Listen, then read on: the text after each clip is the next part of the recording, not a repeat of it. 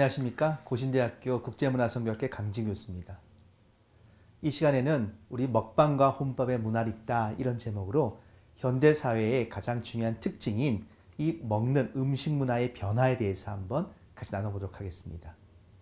음식이 변한 것이 아니라 음식을 먹는 그 사람들의 형태가 변한 것이지요. 예, 과거에 우리가 흔히 보는 TV 속에서의 먹는 방송 내용이라는 것은 가족들이 오순도순 모여서 같이 이야기하면서 먹는다라거나 고급 레스토랑에서 연인끼리 앉아서 이렇게 같이 먹는 모습들, 친구들끼리 왁자지껄하면서 같이 먹는 모습들, 이런 것이 사실상은 대부분이었죠. 공통점은요, 그렇습니다. 혼자 먹는 사람은 뭔가 이상한 사람이었다는 겁니다. 혼자 먹는 그런 내용을 갖다가 방송에서 혹은 영화에서 본다는 것은 필히 저 사람은 지금 심각한 뭔가 인생의 위기에 직면할 거야, 이렇게 우리가 생각하기 쉬운 장면으로 읽혀졌거든요. 오늘날은 뭡니까? 변했죠. 어떻게 변했을까요? 그러죠. 혼자 사람들이 먹는 그런 방송 내용이 많아졌을 뿐 아니라 실제로 뭡니까? 혼밥족이라 불러서 혼자 먹는 사람도 많고요. 또 하나는 먹는 내용을 그대로 방송하는 프로그램도 많아지는 것입니다. 그럼 오로지 먹는 것을 중심으로 방송되는 것을 우리는 먹방이라 부르고, 혼자 먹는 그러한 사람들을 모습을 우리는 혼밥족 이렇게 부르는 거죠. 먹방과 혼밥이라고 하는 새로운 음식을 먹는 이 문화 환경이 등장한 것입니다. 우리가 이제 보통 먹방의 대표격이라고 하는 이 하정우라는 그 배우가 있지 않습니까? 그 영화 황해에서 정말 잘 먹었지요. 그 냉장고에 그 익은 김치도 말입니다. 우적우적 깨물고 말입니다. 아주 맛있게 먹지 않습니까? 그런데 어떻게 된 일일까요? 이제는 하정우뿐 아니라 모든 방송에서 거의 예 없이 웬만한 사람들은 다 이렇게 먹는 방송을 한다는 것입니다. 이런 대중적인 먹방이 유행하게 된 결정적인 계기는 역시 아프리카 TV라는 인터넷 TV 방송부터 시작된다고 볼 수 있습니다. 이런 인터넷 TV는요, KBS, MBC 같은 이런 거대한 방송이 아니라 오로지 개인이 노트북에 웹캠을 장착해서 자기가 먹는 모습을 보여주는 것이죠. 내용은요, 없습니다. 단지 뭡니까? 열심히, 많이, 빠르게 이렇게 먹는 모습을 뜻밖에도 네티즌들은요, 이것을 그냥 지켜보고 있다는 사실이죠. 이런 그 일종의 개인 미디어를 통해서 널리 번져나게 된 이런 먹방 방송들은 뜻밖에도 상당한 인기를 모았습니다. 그래서 얼마나 이런 먹방 유행이냐면 전문 먹방 BJ들이 탄생할 만큼 대단한 인기를 끌었습니다. 어떤 그 먹방 BJ는 한 달 수입이 800만 원에서 많을 땐 1,300만 원까지 번다는 이야기를 하는 거 보면은 사람들이 얼마나 이 먹방에 주목하는지를 알 수 있겠죠. 이 아프리카 TV가 보여준 먹방, 이 먹방은요, 한 3가지 종류로 나눠서 볼 수 있습니다. 첫 번째는 폭풍음식, 다시 말해서 많은 음식을 빠르게 먹는 사람들이 있죠. 마치 서커스 하듯이 말입니다. 후루룩 먹고서는 끝내버리는, 빠르게 먹기는 정말 놀라운 광경이 아닐 수 없죠. 두 번째 뭘까요? 많이 먹는 방송입니다. 거의 한 사람이 수십만 원치 음식을 배달시켜서 한 3시간, 4시간 가까이 그걸 다 먹습니다. 그러니까 상상할 수 없는 분량 갖다가 뜻밖에도 날씬한 사람이 먹는 걸 보면 말입니다. 정말 놀랍죠. 세 번째는 맛있게 먹기입니다. 이것은요, 보는 사람이 군침을 흘릴 만큼 아주 맛있게 먹어서 즐거움을 주기도 합니다. 아프리카 TV에서 인기를 끌었던 먹방은요, 바로 대중 프로그램의 핵심인 케이블 TV로 옮겨졌습니다. 케이블 TV하고 아프리카 TV가 뭐가 다르냐? 아프리카 TV는 무명의 사람들, 그러니까 알지 못하는 사람들이 단지 새로운 먹방의 모습을 보여줘서 인기를 끌었다면은 케이블 TV의 경우는요, 유명 인사들, 유명 연예인들이 등장하여 먹는 모습을 가감없이 보여준다는 사실이죠. 케이블 채널 A의 먹방쇼의 맛의 전설이라든가 TV에 식사를 합시다, 이런 것이 인기 끌자 드디어 본격적으로 아예 우리나라에서 가장 이 체형, 뚱뚱한 체형 가지고 인기를 모으는 개그맨들을 모아서 맛있는 녀석들이란 프로그램도 그래서 나오게 됐지요. 흥미로운 점은 뭐냐면요, 그 가운데는요, 날씬한 여성 연예인들이 엄청나게 많은 양의 음식을 먹는데 불구하고 사람들의 이목을 끈 프로그램들도 있다는 것입니다. 올리브 TV의 테이스티 로드 같은 것은 뭡니까? 그렇죠. 한국 여성들이 가지고 싶은 날씬해지고 싶은 욕망. 그럼 적게 먹어야 되잖아요. 근데 이 여성들은 많이 먹고 푸짐하게 먹거든요. 그런데 불구하고 날씬하다는 것이죠. 다시 말해서 날씬해지고 싶은 욕망과 잘 먹고 싶은 그런 욕망이 충돌되지 않고 뜻밖에도 이루어질 한꺼번에 잘 조화되는 것을 보면서 많은 여성들이 이 프로그램에 주목할 수밖에 없었던 것입니다. 그런데 인터넷 TV에서 우리가 보았던 오로지 출연자의 먹는 방송만을 보여주는 프로그램이 이제는 케이블 TV까지 들어오게 됩니다. 조용한 식사 같은 프로그램은요, 아예 혼자서 앉아서 밥을 먹는 내용, 오직 먹는 내용만 갖다가 보여주거든요. 다만 출연자가 유명인사라는 것이 다를 뿐이죠.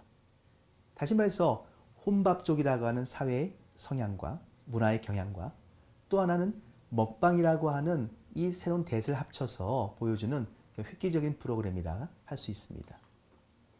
그래서 이 아예 모토도 그냥 먹읍시다입니다. 이 방송의 모토가 뭡니까?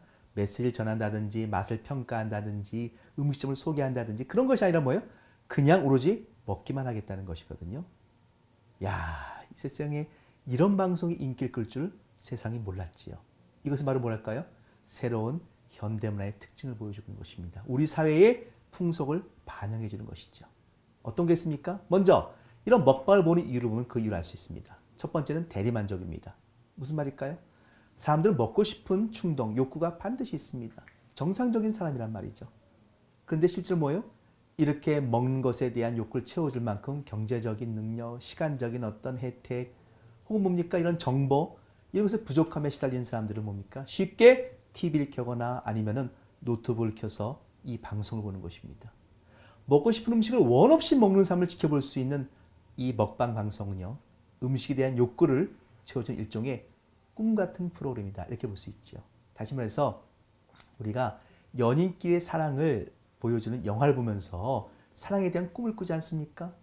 그렇죠? 마찬가지입니다.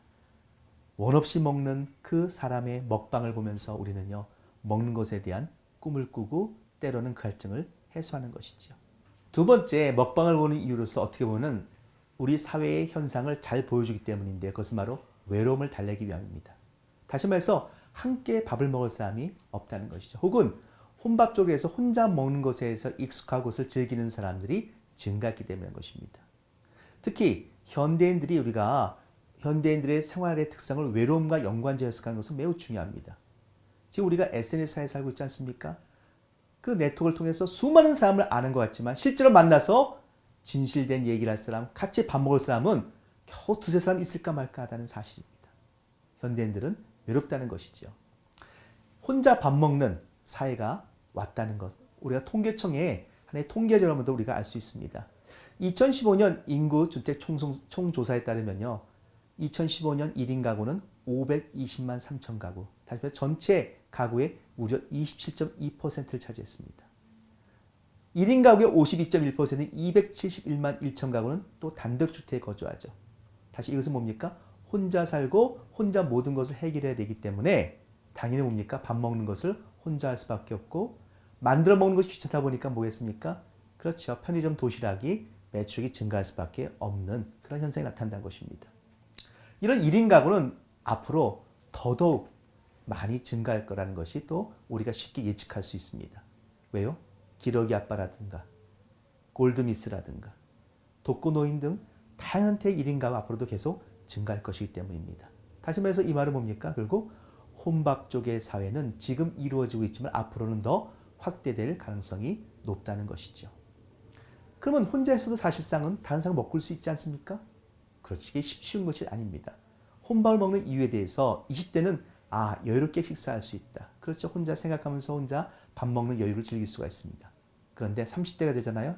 뜻밖에도 같이 식사할 사람이 없다는 것입니다. 혹은 시간이 없어 어쩔 수 없이 한다는 거죠. 다시 말해서 나의 주체적인 삶의 행동으로서 혼자 밥을 먹는 것을 선택하는 것이 아니라 어쩔 수 없이 혼자 먹는 사람이 적지 않다는 사실입니다. 우리는요, 여기서 중요한 교회의 대안을 찾아볼 수 있는 것입니다. 현대 한국 교회가 처하게 된 위치 상황은요, 노인 수의 증가, 청년 수의 감소, 거기다 뭡니까? 뜻밖에도 교회가 점차 줄어들고 있는, 교회 인구가 줄어들고 있는 그런 위기 현상을 맞고 있다는 것이거든요. 그럴 때 교회가 이 위기를 이겨나갈 방법이 뭐였을까요? 여기에 바로 뭐가 있을까요? 바로 혼밥과 그 다음에 먹방을 보는 현대인의 심리를 잘 읽는 것이 바로 먼저 선결 과제입니다. 다시 말해서 현대인들은 뭡니까? 외로움을 달래줄 누군가를 찾고 있다는 것이죠. 혼자 밥 먹는 것을 때 즐기는 사람도 있지만 뭐예요? 혼자 밥 먹는 것을 어쩔 수 없이 해야 되는 사람들이 적지 않다는 사실에서 교회는 이 현대인들의 필요를 채워줄 필요가 있습니다.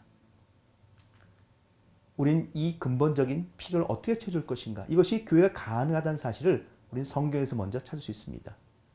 초대교회에서 있었던 이 밥상 공동체로서의 제자들의 면모, 초대교회의 면모는요, 그것을 우리가 답변을 해주고 있죠. 먼저 첫 번째로 예수님에 대한 인식에는요, 식사하는 이미지가 있다는 사실입니다. 우리 마태복음 11장 19절에는요, 인자는 와서 먹고 마심에 말하길 보라, 먹기를 탐하고 포도주를 즐기는 사람이요, 세리와 죄인의 친구로다. 아, 그렇죠. 예수님 뭡니까? 먹기를 탐하는 사람, 포도주를 즐기는 사람으로 인식된 것입니다. 여기 뭐가 있을까요? 혼자 드셨을까요? 아닙니다. 제자들과 함께 어울려 드시는 예수님의 이미지가 있다는 사실입니다. 무슨 말일까요? 공동체를 이룰 때의 그 중심적인 문화 형태 가운데 하나가 함께 밥을 먹고 나누는 것이란 겁니다. 이것은요, 금욕적인 생활을 했던 세례교황과는 비교가 되는 장면이거든요. 예수님께서 제자들과 함께 밥을 먹고 마신다는 이 문화 형태 속에서 우리는 중요한 메시지를 읽어야 되는 것입니다. 거기에 바로 뭡니까? 교회의 미래가 있기 때문이지요. 교회가 제자를 어떻게 양육할 것인가? 그들을 어떻게 성장시킬 것인가? 그리고 어떻게 돼요? 세상에 외로운 사람 갖다가 우리가 어떻게 교회가 수용할 수 있는가는 바로 뭡니까?